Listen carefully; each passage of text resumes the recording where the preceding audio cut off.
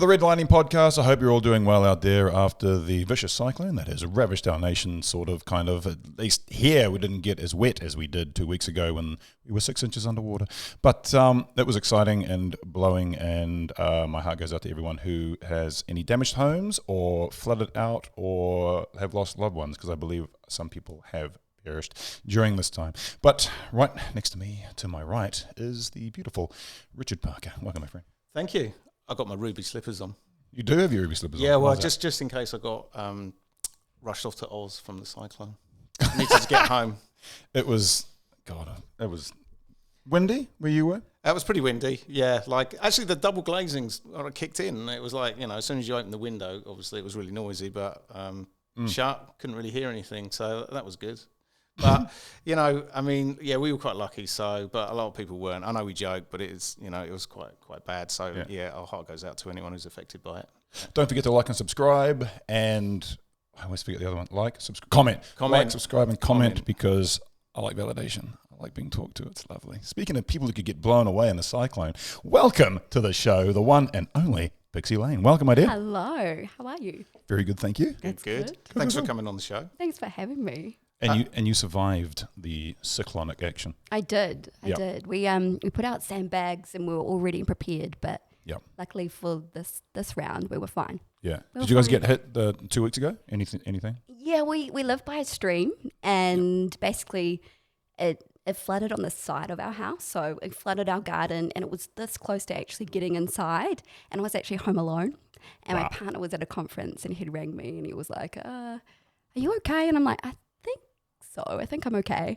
Selfish. And then it got to a point where I rang him and I said, I think you need to go home because I actually can't lift anything, being, tiny. So he was local. He was at a local conference. Yeah, he was actually in a conference in town, and then ended up having to come to the rescue, and there was a big stream, and he was like in his gear and he's running through trying to save the day, and just Did he bring his pint home with him? Did he bring his pint home? He was just about to get a pint. He was telling me he'd just had 3 days worth of conference. I think they were like 14-hour days. Yeah. And so I'm finally through this. Yeah. Oh, God. Exactly what happened. He was just about to have a beer, and I was like, help. So did you watch the water level rise and sort of start hyperventilating? Yeah, no, it just got to a point where I thought, okay, but this is fine, because we do live by a stream, and it became a river. But then within, I think it was like 20 minutes, it was probably waist deep on one side of our house, and then it was coming up into our garden and getting closer to the house. But it didn't make it inside, so we're very, very lucky. What part of town? I'm in Te Atatū South. TA. Oh, yeah. West Auckland. West Auckland. Yeah, we're on Browns Bay, and it turned into Browns Bay puddle. It was one big puddle. It was unreal. Ridiculous. I live in Forest Hill, so we were near Milford, and Milford really suffered. Oh, I can imagine. Yeah, it was really, really, really bad. And you go down some of the roads, and people have just got their belongings outside that have been completely ruined. It's quite heartbreaking, actually. I feel sorry for them. I really do. I've been here 12 years, and this is the worst weather we've had for summer. I always talk to people back in the UK, and they go, what's New Zealand like? I said, the summers are amazing. They last 6 months. The English summer lasts 2 weeks. Yeah. But it's been a little bit disappointing this year. Yeah. So, but I guess 1 out of 12 is not bad. That's not bad. My partner, he's Irish. Oh, yeah? And he's like, you told me New Zealand doesn't rain a lot. And unfortunately, it's just been crazy. I feel like we're going to a period where we're almost like the islands. Like, we've got tropical weather now, and is it that we're going to have a rainy season in New Zealand? Yeah. Potentially. Yeah. It's like we have, and what's weird is we've had 3 years of, very little gigging and everything being locked down because of, the unspecified disease. Yes. And God's like, nah, I got you back. You're not going anywhere. You're staying home. You're not going nowhere. It felt like this weekend was a lockdown. Like, we went and got all of our supplies, and I was ready to... Getting those fucking messages on your phone? Oh, my goodness. Oh, God. Yeah. Yeah. That was... Oh, did you see, like, when we went to Fatboy Slim? Yeah. Did you see, like, it was about 8 o'clock, and everyone got that message on their phone, and on the dance floor, like in Spark Arena, everyone went... dancing. I think it dancing to, like, I don't know if it was Peking Duck or who it was, and like everyone was like going for it, and then all of a sudden everyone stops to look at their phone. I go, oh, alert! Hey! On was it Sunday or Monday? I can't remember. We got about 5 in the space of half an hour. All the same alert. I was like, what are you doing? Anyway, whatever. But that reminded me of COVID, and that just brought back flashbacks. I just need a moment. Well, like the flashbacks PTSD. were... Yeah, exactly. The flashbacks were brought back by my kids being at home while I was trying to work. That's always, a bit of a nightmare. Did you find that hard? Trying to get into routine with being a teacher, a dad, keep up with hobbies? During lockdown, I was kind of like, I was really trying onto it to like get them to do home learning. Yeah. But yesterday I was like, fuck it, they can play the Xbox. And then, actually, to be fair, on Monday I was like, fuck it, they can play the Xbox. And then on Tuesday I'm like, right, you're doing the School of Dad. That lasted half an hour. Fuck off, go and play the Xbox. I'm trying to work. Dad of the Year 2023. That's me. So, how has this summer, apart from the weather, how has things been for you going out and gigging and performing and getting about and all that? It's been pretty wild. Yep. I actually had a big summer run. So I started off, I actually left my house on the 28th of December and I didn't make it back home until the 14th of January. Oh, wow. Yeah. Shit. Yeah, so it was a big run. Yep. In between some of those dates, I did go and see family just because I had to see them. Yep. But it was all up and down the country. But the only thing that really was a bit of a letdown was the weather. That the last of my summer run has been cancelled. So Oh, which one was that? I was doing Summer Classics, so unfortunately because of the floods that got cancelled. And then there were a couple other shows that have been rescheduled that haven't been announced. So Right. keep it quiet. Keep So, it on the but down whether low. they'll go ahead now because we've had a second round is, Yeah. we'll see. So, but yeah, I went to all up and down the country. I went to Matakana, and then from there I went down to Gisborne and I did R&V. Oh, yeah. Then from Gisborne I went to Taupo and did the Georgia Fen Summer Tour, and that's what I did in Matakana as well. Forgot that. Yep. And then from Taupo I went to Tauranga, which was Bay Dreams. And then from Bay Dreams I went up to, where was I?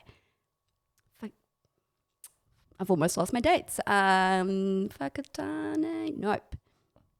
All right, well, that's enough, you hot shit. Fucking hell. No, All but right. I'm so sorry. It's pretty boring. So long. But yeah, I did have a really good summer run, and it was actually really nice because the last summer I had a really great run, but it was all cancelled. And I thought, okay, well, this is going to be the only chance I'll ever get to have a summer run, and this year has been pretty good. But I'm very lucky because some other artists have had a smaller run because internationals are allowed to be in the country now. So it does make it a little bit more difficult. It's more competitive. So do you okay, we're talking about internationals because obviously they can come back now. So do you welcome them back or do you see them as competition? I mean, because you obviously get to support some cool acts, right? Absolutely. Yeah, I definitely welcome them back. I do think that there is more room for promoters to just make sure that they put locals into the lineups just so that they, one, get the experience and also their time to shine. And I also think that a lot of New Zealanders they've built a fan base for a whole lot of artists here. So we want to make sure, absolutely, because it's been 3 years of local artists and it's just making sure that a promoter actually puts them on the lineup. But we certainly welcome them. Yeah. There's definitely been a lot of artists coming into New Zealand. It's been great to see. So Well, what amazes me though, there's just so many gigs now. Yeah. There's heaps. So many. It used to be there was Splore, Rhythm and Vines. Yeah. You know? Yeah. Like seriously, I was like, I can't think of any others. Mind you, it might be now that I'm more exposed to more gigs and I'm, No, I think you're right. I think there are more gigs. There seems to be one every weekend, right? So, there is. Wherever you are in the country for a gig, there's choice. Yes. Which is great, obviously. And especially if they're all busy. I think the other thing is there's a lot of people who are like itching to get out this summer, having not been able to do it. A little bit last year, obviously, but not the year before, or it was stop-start. So this is the first summer that, you can get out and actually go to these gigs. So I think there is, obviously a plethora of gigs going out, which is fantastic. And with internationals coming, I think the internationals coming in are good for New Zealand. Yeah. It does mean that local artists do get to support them, and, I think it pushes them too. Absolutely. Obviously, you don't want the internationals to completely overwhelm the scene, but definitely good that they're coming in. From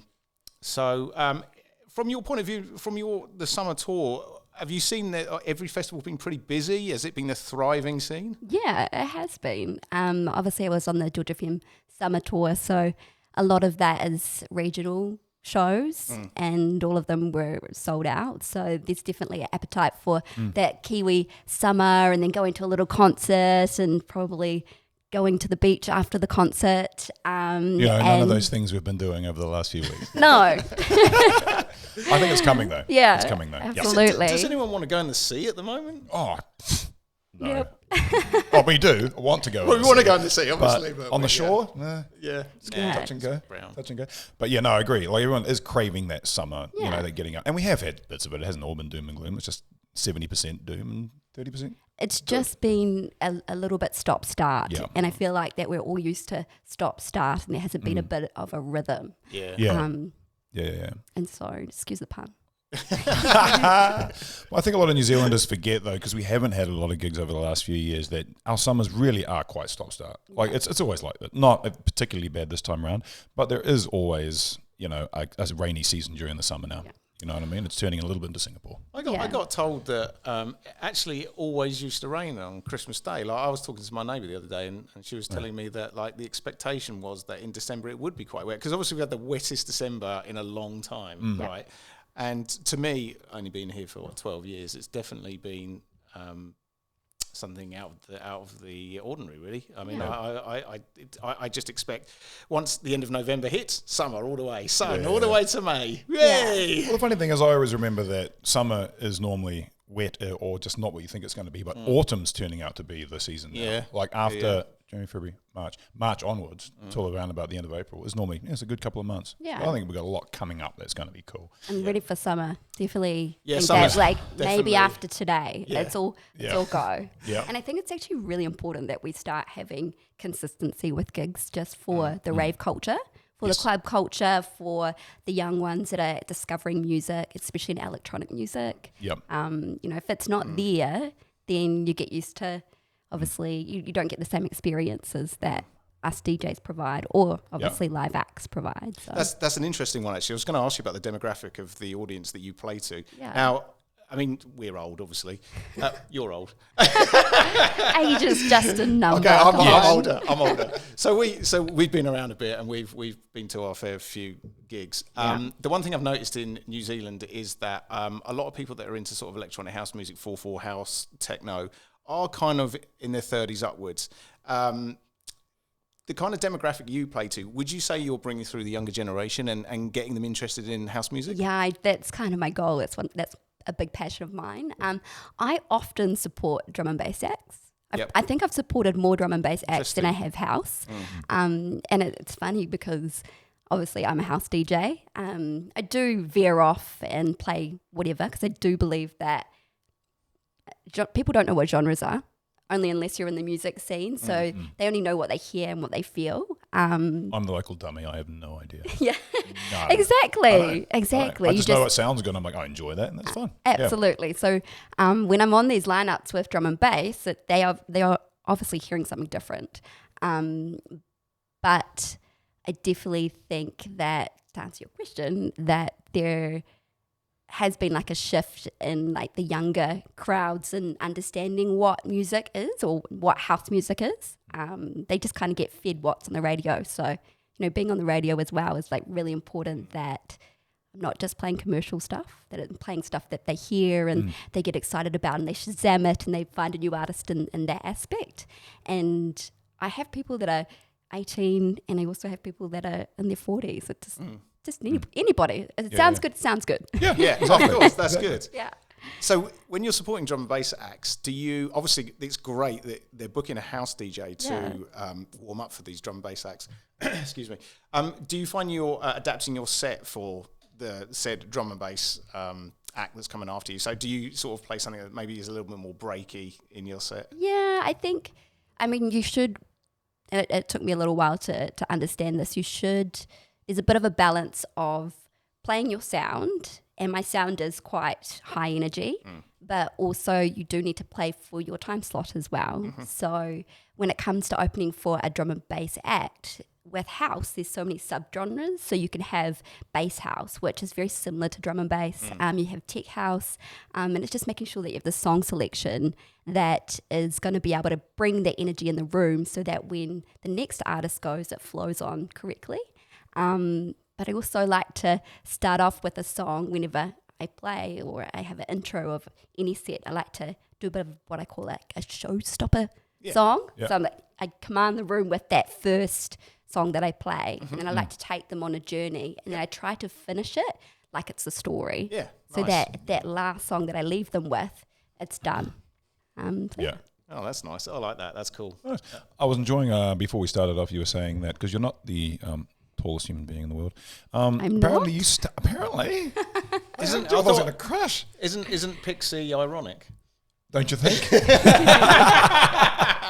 Ooh. Do you stand on a box? We heard you stand on a box like our friend Gabrielle. Yeah, so I 90% of the time I need a road case to stand on, and for the longest time I'll always go to my set or go to the stage at least 40 minutes before I'm about to jump on, just to make sure that I can be tall enough for the decks. Actually, even when I recently just played at Cellar Stage at R&B, and when I arrived there, they didn't have anything for me to stand on, and it wasn't tall enough, and that's okay. Yep. That those things happen, but they usually do have a road case lying somewhere. Yep. And my lovely friend with me, Keegan Jones, he actually went and ran around the festival and found a pallet Oh, cool. Cool. for me to actually stand on. So before I jumped on, he dragged it on, and I had to stand on a pallet. But it can be a bit of an issue if there's nothing there. You have to get the roadie to crouch down on all fours and you just stand on him. Could you imagine? Exactly. If Rody's not too busy taking the yellow M&Ms out of the tray for you, isn't it? That's what you're doing. Do you have any... When we, this is something I never thought about as performers, do you have a switch? Is there something that you do or something before you get on stage that takes you from Pixie Lane, the everyday happy girl, to DJ? Yes. Well, I'd say, to be honest, I have to give myself like a pep talk every time I go on stage. Really? Even now, I've been doing it for a while, but I still get nervous, and I also want to bring my best game. Yep. But the way that I get into motion, and you'll probably notice if you ever watch me play, I'm stomping. Really? So I have to stomp into time. Yeah. So whenever I put on my USBs and put my headphones on, I always put both of them on. I'll listen to the first beat and I'll stomp so that I can get into rhythm and stomp into being Pixie Lane to march it on and get everyone going. Nice. Does that go through the whole set or is that just the first song? Yeah, it's a The whole set? workout. The moment I became a DJ, I lost some weight. That's cool. You don't need to lose any more weight. I know. You'll disappear. I know. That's right. Give me all the McDonald's. But yeah, I stomp the whole way. That's how we keep in beat. I love that sort of stuff. I think everyone perform acting or even I do voice stuff or DJing and all that. Everyone's got their thing. Like when we were backstage with Fat Boy and he goes up and his manager literally slaps him in the face twice. Slaps him in the slap, face. Are you slap, serious? and he says that takes him from Norman Cook to Fat Boy Slim. Yeah. And I was Wow. like, that's cool. Yeah, it is Yeah. cool. Random. Yeah. So I'm going to ask that question all the time. I love that. Yeah. Yeah, no, I just stomp. No slapping. I could give it a go though. Could you imagine if I asked my partner, I was like, just slap me twice on the face? Someone's there Someone would with be like, cameras going, I've got him, he's fucked now. He's done. Taking him. He's done. That'd be awkward. So we were talking earlier about how you sort of got into DJing, and it sort of happened during the pandemic. So actually, you've got a positive story for the pandemic. So tell from the pandemic. So just talk to us about that. Yeah. So do you want to know how I actually started DJing? Yes. Okay, we'll start there because it's a pretty random story. There's two parts, but we'll keep it nice and simple. So I used to live in Canada. Oh, yeah. With my lovely partner, and we ran out of visas, as you do, and we came back to New Zealand. And when we came back to New Zealand, we were like, what are we doing here? Like, this isn't right. So I used to live in Whistler, and Whistler is like a Queenstown of... Did you ski? Snowboarded. Yeah. So I accidentally ended up in Whistler, and then I became a snowboarder, fell in love, and I used to snowboard to work, and it was great. And the best part about it was that I would listen to music in my headphones, and I wouldn't talk to anyone, and I could snowboard all day. And when I came back home to New Zealand, foreign, and I didn't know what to do with myself anymore. And I was, you come home, you work 9 to 5, and then all your flatmates watch Netflix. And and it's the rat race. It's what happens. But I found myself quite sad, maybe a little bit depressed, and I thought I need to find a hobby. And the funniest thing is I went to a party with my friend Isaac, who I've known for years, and he was playing at AV. And it's, I don't know if you guys know AV, it's like a nightclub. And so, in Britomart. And I went and watched him, and I remember filming him, and I was like, oh my God, I want to do that. That sounds fun. I was like, maybe that's the hobby I can take up to get me out of this doom and gloom. And I asked him if he would teach me. And he did. So every Thursday, he would come to my house in exchange for dinner. I'd cook him dinner. He would bring his speakers, he would bring his headphones, he'd bring his equipment, and even a DJ table, and we'd go back to back every Thursday. And the fact he did that for nothing just completely changed my life, because I did that for 3 months, and then January the 18th, 2020, I did my first ever set at Cassette 9. Oh wow! Okay. Yeah, nice. Sorry, what was the date again? January the 18th. So it was before. Before everything went down. Before the blip. Yeah. That's cool. I got the bug. Yeah. And then obviously everything went downhill. But the thing is that within that, so obviously because in January I had played to a whole crowd, and I can't tell you guys how much I actually practiced for that show. It's for about 20 people, but I probably did 40 hours worth of work just to be able to play. I wasn't ready. And from there, I had the bug, and this is a true testament that you should always have your friends say your name in a room, because he basically started a rumour around Auckland being like, have you heard of Pixie Lane? Do you know who Pixie Lane is? And everyone would be like, who's Pixie Lane? And so my name started to circle in the scene.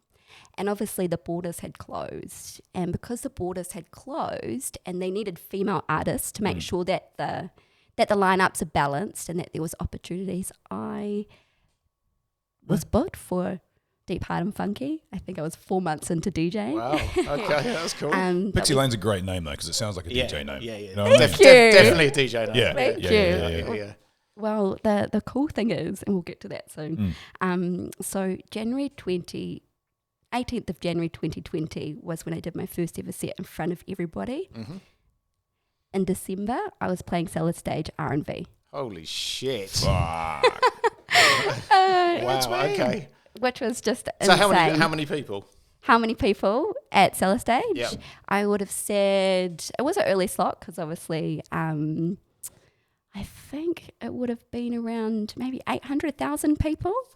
That's maybe. all right. Holy shit. Yeah. Did you find that overwhelming? Very much. Because obviously, like playing in a club is slightly different to playing at a festival where you're on a massive stage, massive sound system, barriers in front of you, security, and then a massive crowd. It was something that I will never forget. I would say that it'd probably be the best set I've ever done in my life because of the amount of work I put in. Like Christmas Day, I was a nervous wreck because I knew that New Year's was coming.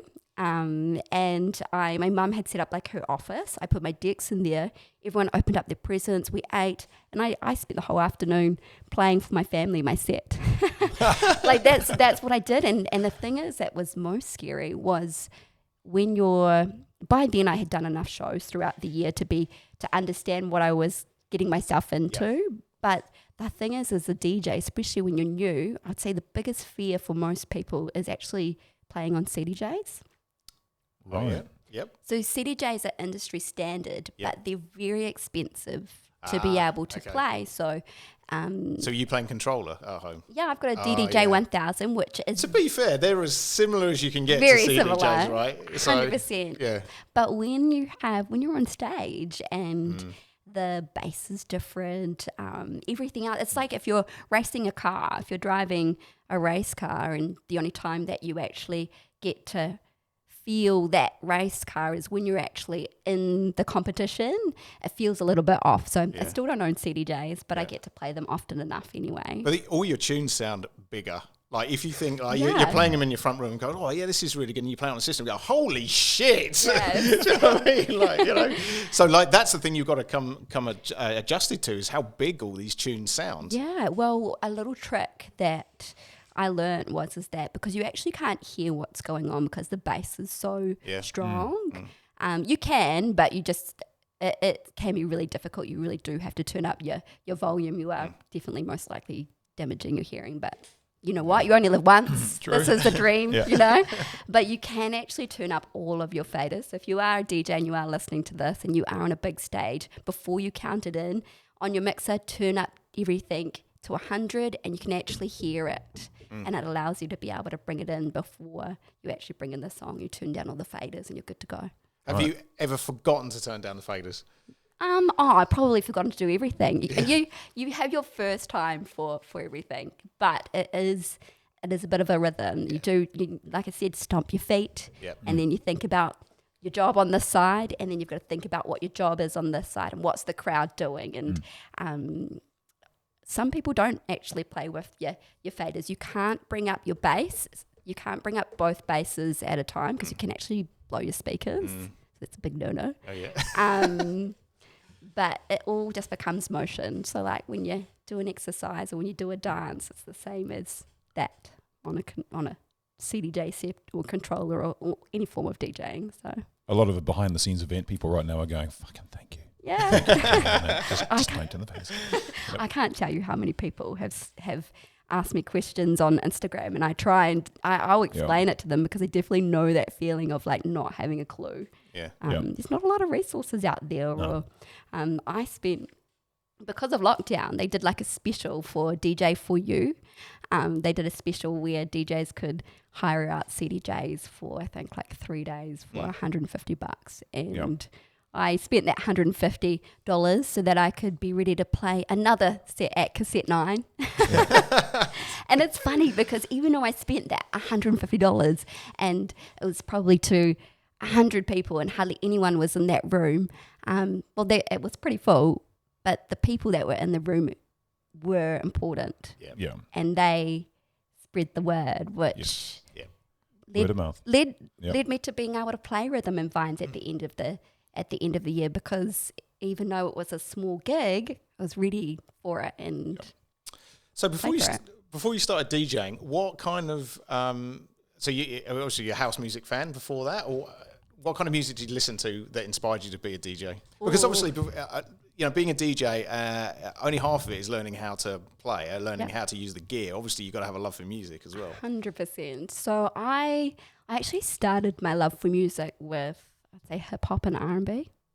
It's funny, a lot of people say that. Actually, And even it influences a lot with what I play even today. Yeah. And I used to dance.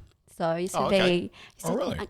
People probably don't know this. I used to be a hip hop dancer back in the day. Wow. That's amazing. And, like I said before, if I came back to New Zealand and I was like, what am I going to do now?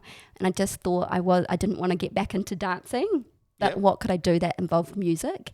And house music, I think I actually discovered it more overseas in Canada, because it'd be what you would hear in the nightclubs, and also drum and bass. But I listen to everything. Like I'll listen to anything that makes me move or makes me feel. There's a soundtrack for every moment in the world, don't you reckon? Oh, definitely. Oh, absolutely. Yeah. So you hit the ground running with your career. Yes. 3 odd years ago. Yes. Where are you now? How have you advanced? What's been happening? Well, I released my first tune in December. Nice. Oh shit. Yes. That's cool. So also because we played Rhythm and Vines that first year, and then we went back into lockdown. I thought, what are we going to do now? And some advice was, why don't you pick up production?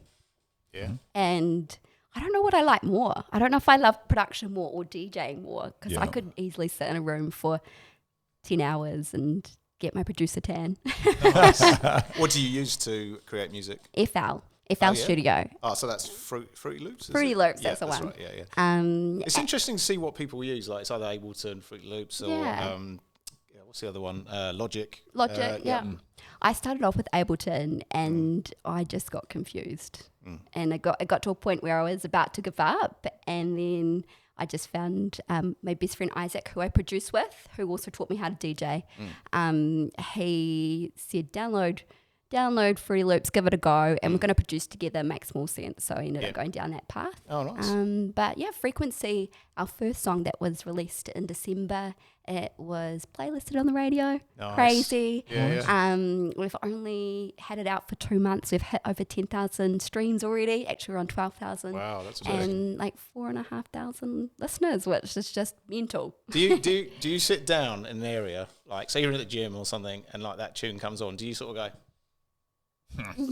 Yeah, or driving and it comes on the radio. Like, I did that. yeah. Do you know what the craziest thing is that just, it's been one thing being able to, play people's music, but being able to play my own songs in sets and having people sing it back to me has been moments where I've been like floored. I don't even understand how that, there's something that I have sacrificed with my best friend hours and hours of time and sleep, and even just like having time with my partner. I'd love to be able to go on date night, but right now this is important. Career, right? Yeah. Career.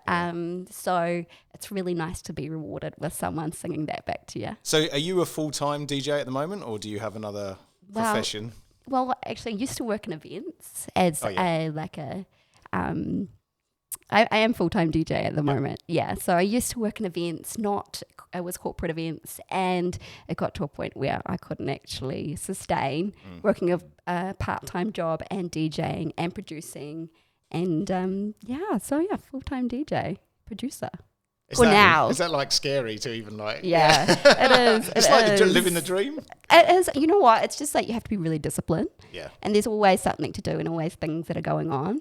And I think like just because it is quite new, I do need to figure out how I separate my two worlds, because my whole world is music at the moment.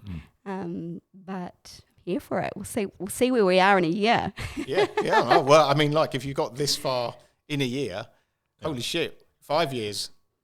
I just don't know how it's happened, to be honest. Well, I do. Lots of hard work and an amazing community. Like the music community in New Zealand is incredible. I think that it might seem more intimidating to people on the outside, but everybody's there to help everybody. Yeah. And there's lots you can learn from. Yeah. What does the Irishman do? Does he do anything?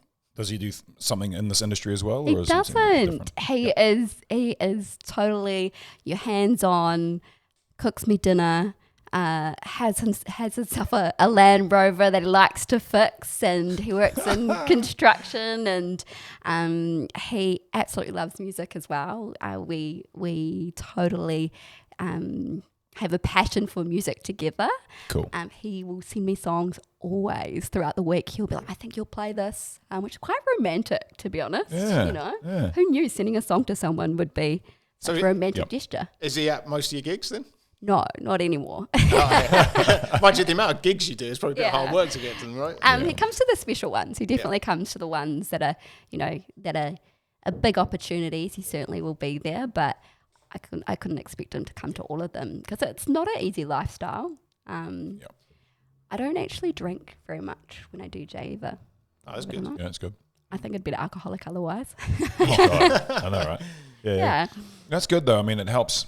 I find drinking too much, because I can understand how you can slip into that, definitely. Yeah. And it just slows you down. You're just not as quick. It feels good, but one becomes another and another and another. Before you know it, you're not so much drunk. It's just you're just not thinking sharply. Yeah. So that's important, especially if you're doing as many as you are. In fact, most of the guests that we've had on here who certainly do back-to-back-to-back gigs, pretty much all of them have either said they've quit drinking during that period or slowed right down because you just can't do it. 100%. I would probably say I have drank the least amount of drinking. I don't know if that's English, but I haven't drunk much in the last 3 years, really, especially when you start playing later. Yeah. So if you're playing at, 12 till 1 or those headlining times or 1 till 2, everybody's already drunk anyway. So The other thing is that obviously as a professional, you're getting paid for this. You don't want to rock up looking absolutely fucking pissed as, Yeah. and then like getting on.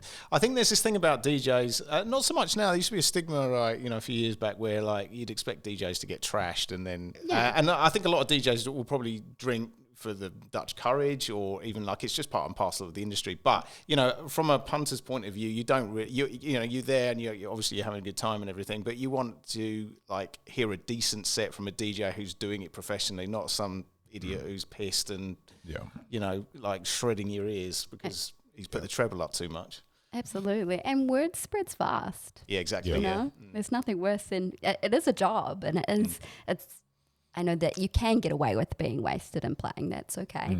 But the people that are paying to actually see you don't deserve that. And I mean, I wish I could play drunk. I wish I could, but I'd be terrible. Yeah. Well, your job is to make other people drink, and they say never take your own supply. Oh, that's true. There we go. Let me write that down. Quote me on that one. Okay. I had that on Narcos, just saying.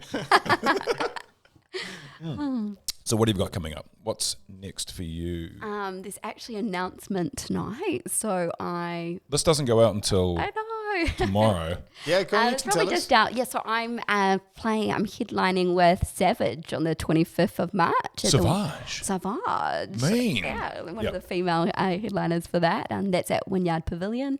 And then I get to go down to Dunnes to Dunedin, and I'm playing Bassline Festival. Oh, cool.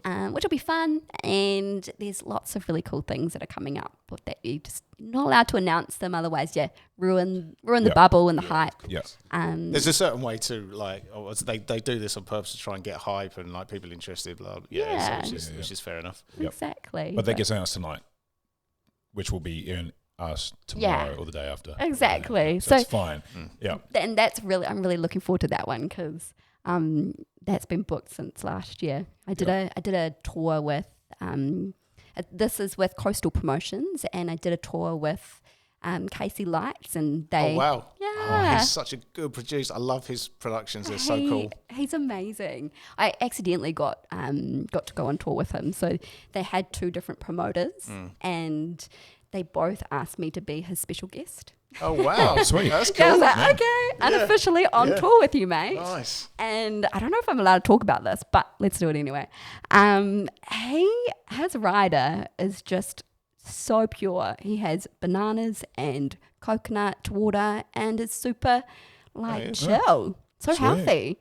Sweet. Yeah, could you imagine just turning up and No playing rails. your set, and then No rails on the table. He just wants it. he wants banana, coconut water. Yeah, I really admired that. And then we were actually late, or our flight got delayed back from Wellington to Auckland, and he pulled out this banana and he said, "Say, why this is a good idea." I was like, actually, that's, you know, I wish I had bananas on my my rider. What is on your rider? Yeah. Surely your rider must be something to stand on. Oh no! Well, so you have a tech rider, and then obviously you've got your other rider. But yes, yes, I do like to acknowledge to people. People do acknowledge my height and always have something for me to stand on nowadays. Cool. On my rider, so I like to have things I can share. So when you're at a festival, there is obviously a lot of people that are a part of the process. So I always ask for a box of favourites. Oh, God. And I have a bottle of vodka with soda and lime, and that means that I can share drinks with everyone. Yep. I would never drink a whole bottle of vodka. I'd be in a field somewhere dying. Do you clarify that when you ask for that? So you go, "I'd like a bottle of vodka, please." I am sharing it with everyone. No. Just to clarify. No, I can take it home if I want to. But a bottle of vodka, freshly cut limes. You know, you need to squeeze some lime juice in there, some ice. Generally some nibbles, and a box of chocolates, and I usually go and give them out to security, and I give them out to people around. Nice, isn't it? Well, do you know what though? Like, if anyone this is tip 101, and I learned this from a friend, is that if you're nice to those people, if you wanted someone to come through, or if you wanted some help and support, they're going to always remember that, and then they'll scratch your back like you scratch theirs. Yeah. So it's all give and take, really. Yeah. So what would be in your rider? Yeah, what would be in your rider? Yeah. I don't think I want to say. There are some weird ones. There are some weird ones. Like, a lot of people ask for fresh socks, which is fair. That's quite a good one. That's fair enough. Because he was quite sweaty.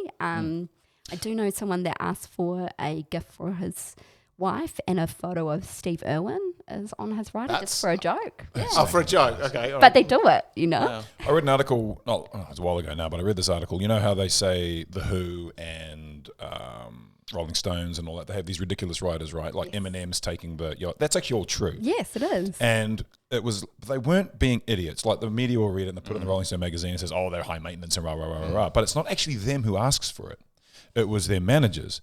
And why they did that was if the rider was correct to that degree, they felt comfortable and safe being on stage, that they were going to get up and get electrocuted. Clearly, these guys know what they're doing. Absolutely. But if something was wrong with their rider, if something as ridiculous as that, then they would question whether they can go on or not. You know, I thought that was fascinating. That makes absolute sense. It does. It's like, is the machine that's running this, is it a well-oiled one or what's broken? Yeah. But it is true. You can. Yeah. I could imagine. I wish I had that power. If I was like, they didn't give me my limes or the chocolates aren't here, I'm not going to play, they'd probably just say, okay. Well, it sounds like you've got one of the best riders. So just take a note. Like when we're backstage with Pixie Lane, when we do some filming, shares rider. Absolutely. No, definitely. Come, but Bottle of vodka, you say? Bottle of vodka, soda and I'll bring glasses. Who wants some We're chocolate? walking in with ice in a cup. We'll bring the mixer. Like some chicken chips. Here's some snacks. Yeah, no, definitely. It's essential. Sometimes it's a really long day. Snacks, chocolate, drinks are good. Yeah. That's funny. So what else goes on behind stage for you? Do you like to spend time to yourself before you go up, as well as having friends drinking vodka? Yeah, before I actually play, I'm horrible. My partner would say, you're horrible. And it's not that I'm horrible, but I do just need to get into my own head. I'm quite an introvert, believe it or not. So I'm extroverted, but I'm introverted and I get my energy from being alone. Fair enough. Yeah. And so, I do just need to kind of not talk to anybody. I do talk and I am nice, but I'm not as present as what I would be after a show or what I am now. And that's just because I want to get it right. Try to think of all the things that could go wrong.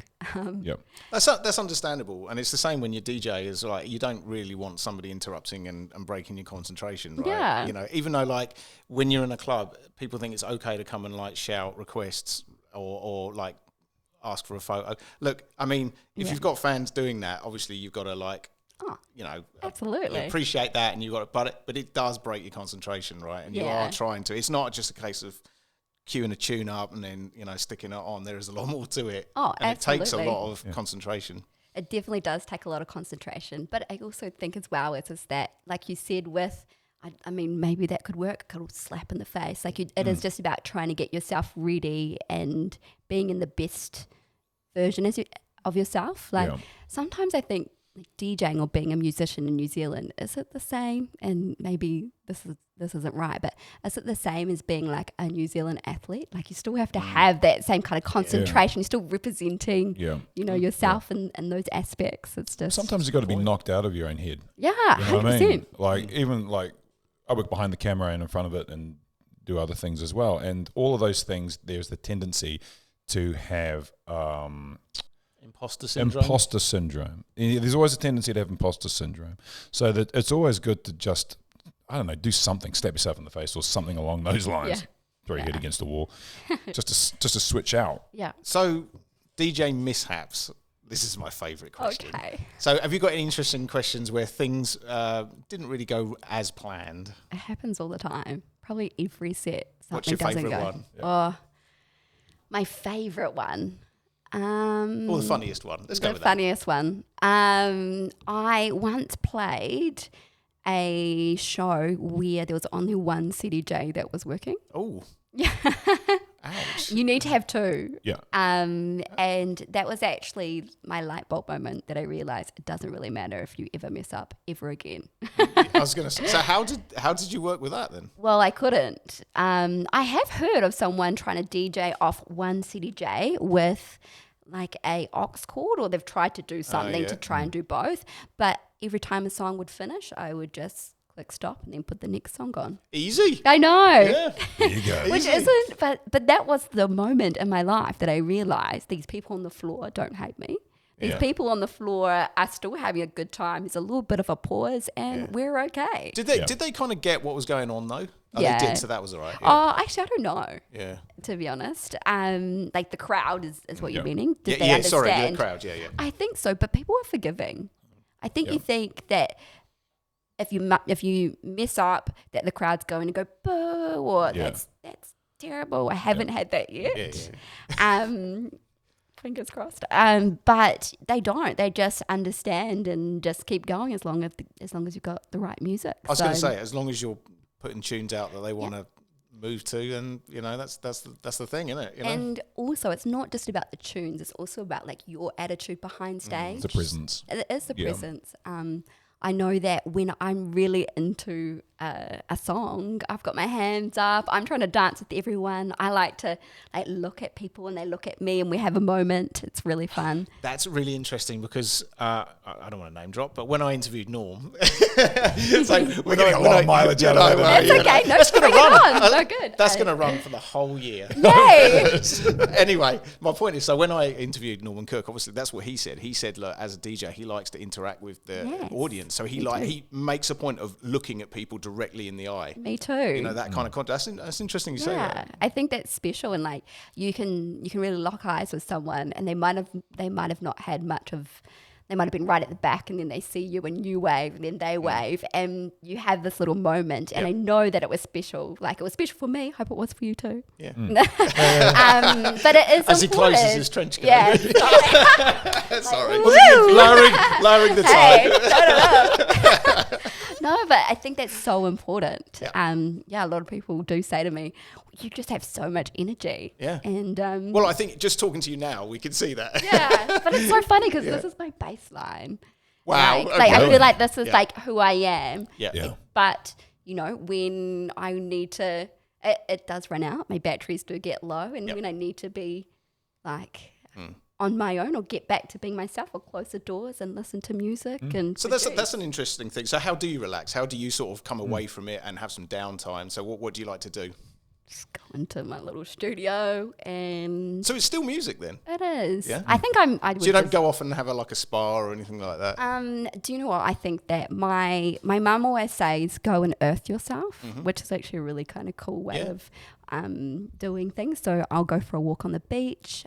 Remember I used to live in Whistler, which is just a complete nature city. So I do have a dog. I'll walk home every day, get out in nature. And is the dog bigger than you? No. Oh, that would have been amazing. What did you turn around and go, I've got a Great Dane? It walks would love me. That. I would be scared. No, he's a Staffy Cross Cowpie, so he's almost. I love Staffies. Oh, yeah. He is the best. He's so cuddly. But I am always listening to music, and the thing is that when you're DJing, and you're DJing as much as I do, you're always wanting to discover like new music or that new artist. And when you find that song, you're like, oh, I could just imagine this here. You can kind of pocket it away. But yeah, hopefully I'm not deaf when I'm 80. Probably will be. Do you wear earplugs? I do. Yeah, I do now. Not when I'm DJing. I can't do it yet. Yep. But it's such an important thing, especially when you're at gigs, is to have some ear protection. Otherwise, you can lose it. Yeah. Totally. What? My hearing, my hearing got damaged. One side, I lost a tone when I went to a U2 concert once. Oh wow! No, that's just because it was you too. I like them anyway.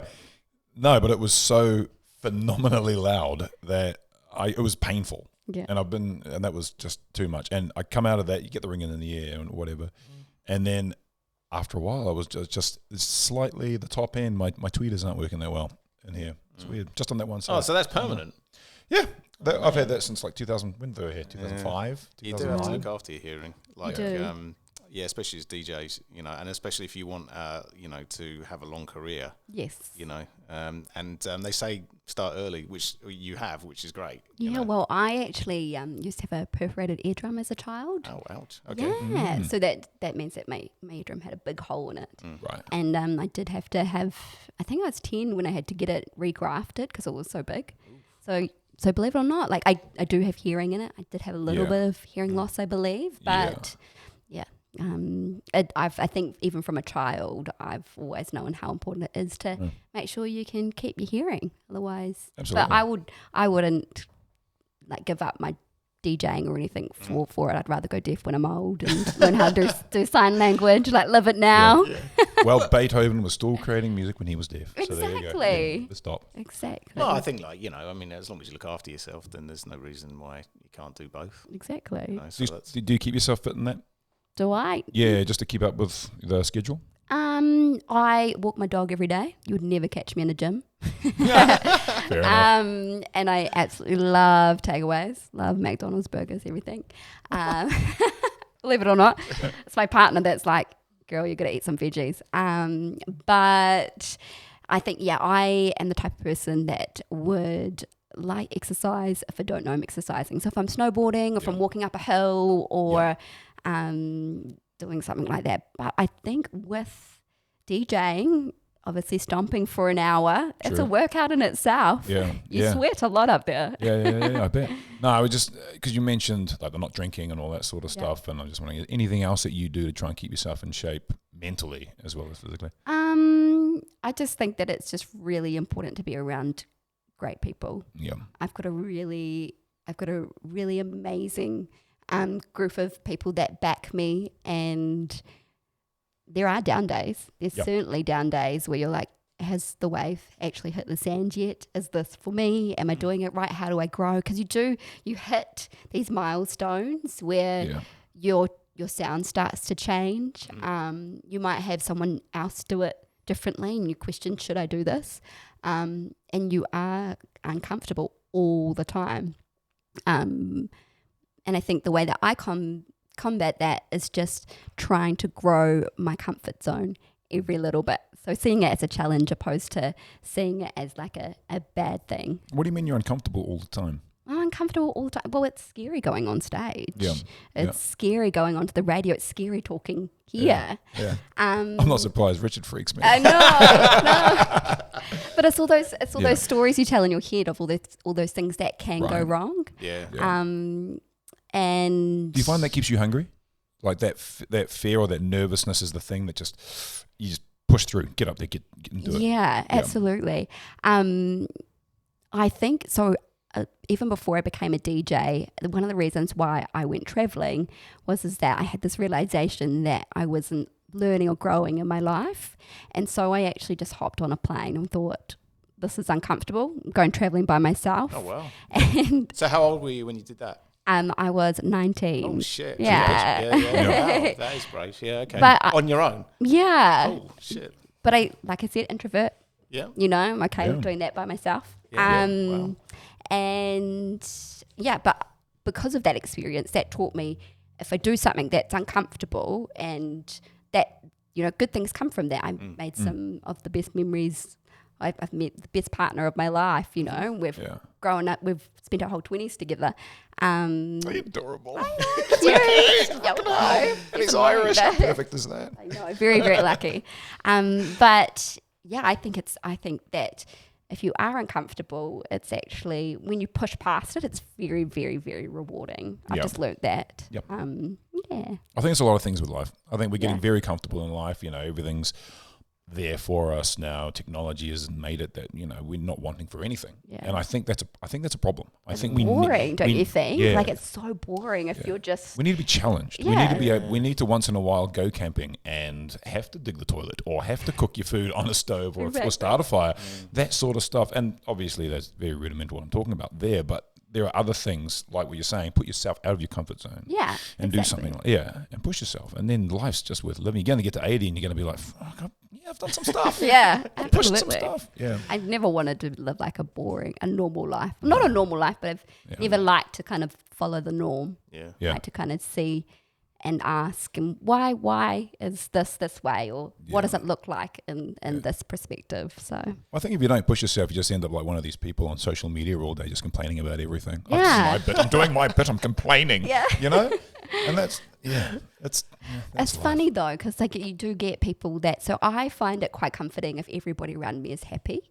Yeah. And I don't really like it if someone is like, I don't mind if someone's complaining. I'll definitely listen, but I think it's more it takes more energy if someone's moaning about the way that things are. Like if we could just be happy and enjoy it, then it's actually easier to control that room than it is with someone being a bit. I agree with that, but I'll tell you what, if you go and live in the UK... Yeah. I know. That is so true. Actually, just speaking about that, well, not necessarily the UK, but so where do you see Pixie Lane in the next sort of 3 to 4 years? Have you got aspirations of touring internationally? I would love to. It took me a good year to realise. In my first year of DJing, I didn't even really call myself a DJ. It was a hobby. I was doing well, but I was a bit worried that maybe it would all hit the sand, and that was a fun blip. And then now that we're in year 3 and I'm producing music and things are still going well, I definitely would just like to go international, but have a career forever. Yep. I want to be Fatboy Slim, but girl version where I'm still I'm changing people's lives and traveling the world. That would be the dream. How to get there, I don't know. Yeah. Well, Norman Cook is almost 60. Yeah. And you can tell he's just as passionate now as he's always been. So exactly. It's what the industry does, I guess. Exactly. It would be interesting as well, just being a female. Mm-hmm. Obviously, with being a female, there's not many of us. And it'd be nice to create a career that's got longevity, but also be an example for other people. Maybe one day when I'm a bit older, what will it be like when I'm a DJ and Preggy Lane. if that ever happens, you do think about those things. You're like, oh, well, will Michael look after the kid? Will people still like me as a DJ, or will they see me as Pixie Lane? So, but I will do this forever. I'm just imagining you on stage, huge gut, just DJing all day. I'll just ask for no road case and just stand there that way. So I'm just here. Imagine. Your rider would definitely be different. Yeah, it would be. Yeah. I'd want the bananas and Breast coconut pads. water. Bananas, coconut water. Can I get some ice cream with a little bit of broccoli in it and just all this weird shit that a pregnant woman want? I don't know. Oh no, thanks. Yeah, but then I also think I'm well, it's late. I could produce music for forever. For me, I don't see it ending. I couldn't. That's cool. Give up on that, and it'll be interesting to see where we are there. Yeah. I think that's what you want out of a job. They say that if you do your hobby for a job, you never work a life in your day. Never work a day in your life. And I think when you look at old acts like Norm or like the Rolling Stones or those older guys, you just think to yourself, if they stop, they'd probably die. Yeah. Because that's what keeps them alive. Yeah. And it's so cool to find something that makes you feel so alive. Yeah. And there's always you're forever learning. I'm still learning now. It's not a career where if you do think that you know it all, then it's probably not the career for you, because there is just so many different techniques and so many different genres or ways to do things. That's great. So one thing's for sure. I mean, you show so much passion, and that's so obvious, just talking to you. Really? Yeah, really. Yeah. It's so funny. That's right. Cool. Thank you. I'm glad that it shines. Yeah. So where can people find your stuff online? So you can find me obviously on Spotify. If you want to listen to Frequency, you too. Obviously on you can find me on Instagram at Pixie Lane _ and on Facebook. And also you can find me on TikTok at the moment. Such a millennial. I know. I've just started. I've just started, and it's very confronting, but I know it's so important. It's random. Yeah, it is true. That is true. Yeah. I started one of those as well. Did you? Yeah. How's it going? It's fine. I use it. I don't get addicted to looking at stuff. It's tempting, but I just can't be bothered. I purely use it to just get out there and try and build audience for what we're doing. Yeah, absolutely. Honestly, I hate to sort of bring this up again, but honestly, when you have kids, you don't have time for that shit. No. Do you know what I mean? No. I mean, I do sit on social media just to have a look at the usual Facebook and Instagram and your life is so busy with family life and outside interests and everything. It really does take up a lot of your time. As we talk about, you're too busy challenging yourself. To actually fuck around with TikTok. Well, I tell you what, it's absolutely essential if you want to have a career. A part of being a DJ is also being able to market yourself because it's a business. Yes. And because people are interested in what you want to do. Yeah, like, I know. Yeah. And now they expect that accessibility. Yeah, and that's the thing. Like, I feel very, very uncomfortable. I haven't posted a video being like, "Hi, it's Pixie Lane here. I'm walking my dog. I'm here walking my dog, and I'm going to let you in." I'm totally having the best fondue right now. I know. Here's a picture of it. It's so cool. Wow. Wow. I just don't know why people. It's what we're used to, though. I feel like I guess so. it's. I definitely would love to be able to get more information from people that I look up to. And if they're doing certain things, then especially if we've been in lockdown or we've had things stop and start, maybe that's bred us to want reality and normality of other people. Cause I think also because we're so bombarded with one-line articles and everyone's just trying to get that soundbite and all that sort of thing, we are looking for that genuine thing. There's still a market for, what do you call it, influencer chicks on the beach showing the bum and all that sort of thing. There's always a market for that. But more and more now, people want long form. People are wanting a bit of honesty. They want genuine, you know what I mean? And ironically, you have to sort of practice to be genuine. Yeah. And it's not that you can't be genuine, it's just a different form when you are talking in front of a camera or at a mic. Like, are you able to show up and show who you are? I can't at the moment, but we'll see. You're we'll doing get pretty there. bloody good here. Oh, thank you. What are you talking about? No, but like if I was to be like at home by myself trying to talk to an audience, some people just have an art of being able to really make it feel like you're with them. And I haven't mastered that yet, but you wait. What you don't see are the 32 other takes they've done to try and make it seem like they're as genuine as possible. Very much. Exactly. Same thing with DJing. Like it probably looks like I just turned up and plugged my USB in, but there's hours and hours. That's and what you hours do, isn't it? This whole sometimes that's just a prop, The whole jicky thing, right? There are Jicky thing. You prepare your mix, you press play, and then you pretend to press the buttons, and then go like that. Yeah, Can you imagine? That would be so boring. There are people that do it though. There are people I wouldn't be surprised. that they'll probably put on one track and no one in New Zealand that I know of, but there are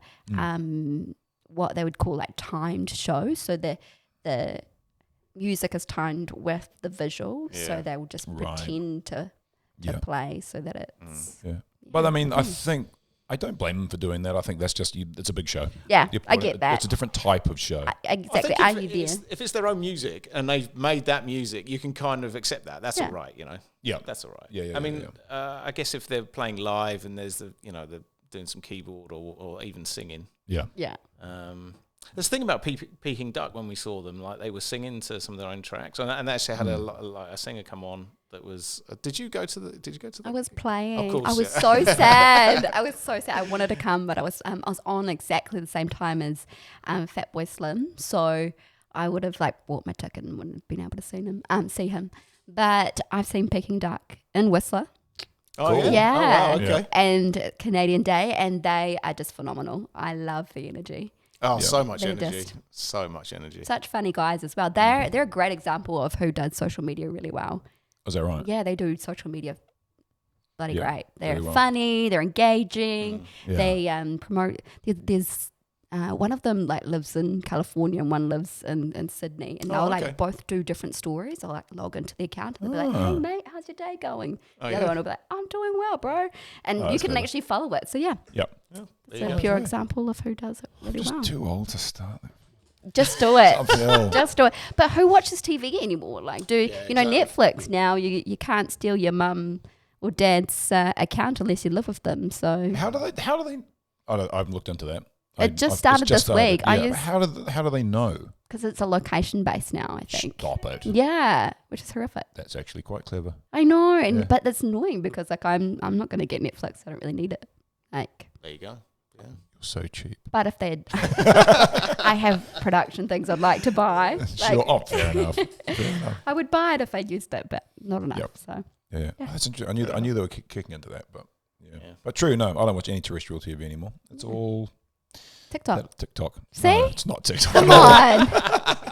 It's YouTube. I know some people well into their 40s who hours looking Yeah. at TikTok shit. They just get stuck. They Yeah. don't realize they're stuck. You know? What's the psychology behind it? Does anyone know? Oh, there's so much to it. Gotta Like be. everything from the color of the signals on your phone, everything. They just know. Yeah. It's very, very smart people who are getting us addicted to looking at screens. Yes. Totally. And influencing you. And influencing you, not me. But cool if you're influencing in the right way. Cool if you're influencing in the right way. Yeah, but Yeah. there's also like influencing in the wrong way, as in, like, I don't want to get political, but certain political things, and Yeah. you It's very true. you can nudge people to the left, or you can nudge people to the right, or you can Oh. nudge them extremely to the right. And Are so we it's- talking about when, there was COVID and there was, yeah, lots that of is one of opinions it. on Yeah, that, yeah, Exactly. Yeah. But the thing is, there's a Because- problem. I think the problem isn't so much the people, it's the algorithms. Yeah. Yeah. It's the way that we're able to get stuck in a bubble. You watch a certain thing, you get Yeah. fed the same thing. And to me, that's boring. I don't want to see the same thing. I'd like to know what my enemies are. Not that I have enemies. Oh, are Maybe you I do. sure? Maybe I do. It kind of looked like you did. I Maybe felt like I it was do. quite natural. It just came out. My enemies are my nemesis. Yay. No, but you do want to know how the other world thinks, and that's why I think it's important to do things like podcasts and branch out a little bit and try and find new things, and try and get fed from all angles so that you can come to your own conclusion. It's another thing that takes you out of your comfort zone. Exactly. You're uncomfortable having to listen to people who think differently about you. Well, you could be, but if you learn how to accept it and listen to it, and But the flip gross. side of that is that if you've got a strong mentality, that's okay. But if you're heavily influenced by people, then it can have a really negative effect, right? yeah. Yeah. So that's Like you wouldn't give an alcoholic a beer.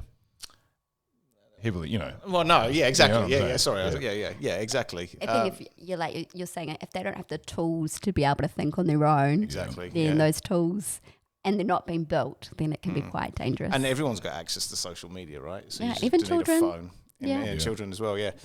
Well, we're getting quite deep. I This is know, good. it's like, I where's like it going? This is great. Is it? But you want to circle it back to music, is that you can't have a music career without it. Yep. Yeah. Very You true. can't. Very true. You can't. And like, if you say to me today, like, do you want to go international? I know very well. One, the positive side is that I can reach all of the world right now and show the world me without having to connect and use other people. So that's one positive side. Yep. But also on the other side is that there's everybody there and it's uncomfortable to do and you have to do it constantly. Otherwise, you might become irrelevant. Yeah. No, that's very true. And It I think that's is. also a good point is we are able to reach internationally now. Yeah. Like it used to be that, there used to be 2 channels on TV and that was it, right?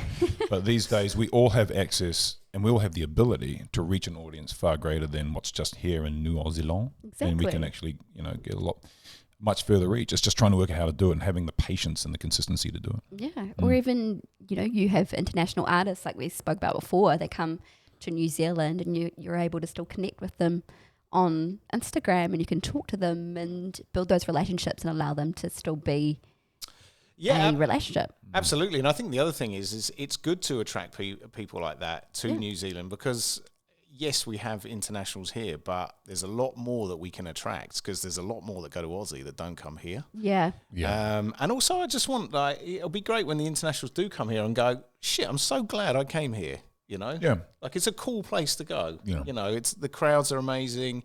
The gigs are great. I had a great time. The podcasts and interviews are remarkable. Exactly. Yeah, that's the Amazing. same. Womp. Yeah. Great Yeah. people. Exactly. The sun's out all the time. All the time. Is it? Manifesting that. Never rains. Never rains. Never. Always sunny in Auckland. Yeah. Easy peasy.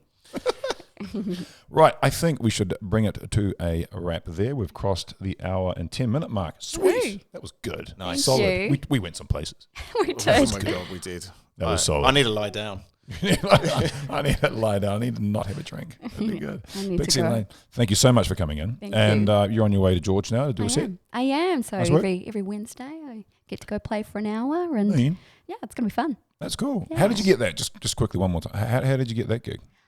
So I think it's just through knowing people. Well, I actually sent through a mix once upon a time and then that got played a bunch of times because they really loved that mix. And then I got an email one day and they said, hey, would you like to do a show on George FM? And I thought, oh my God, podcast. Yeah. And it's funny because that first time I started on the radio, I was so nervous. I was shaking. I didn't know. I had practiced my set, but it was just such a big thing. Like, I think that was even scarier than a festival, was playing live to everybody. And yeah, that was the start of last year. And now I just turn up and it feels like my second home. So That's cool. yeah, it's very fun. And there's lots of people that tune in every Wednesday, and we have little debriefs after the set, and they'll tell me if it's a good one or a bad one. So hopefully I get some positive texts after that. That's nice. Yeah. Nice. So I'll be everyone listening needs to tonight. tune in 8 o'clock on a Wednesday. That's the one. Thank you. Cool. Good work. Thank Nice you again one. for coming in. Thank you. And Thank you. good luck with everything happening. Yeah. Wonderful. Thanks, guys. Cool. Nice one.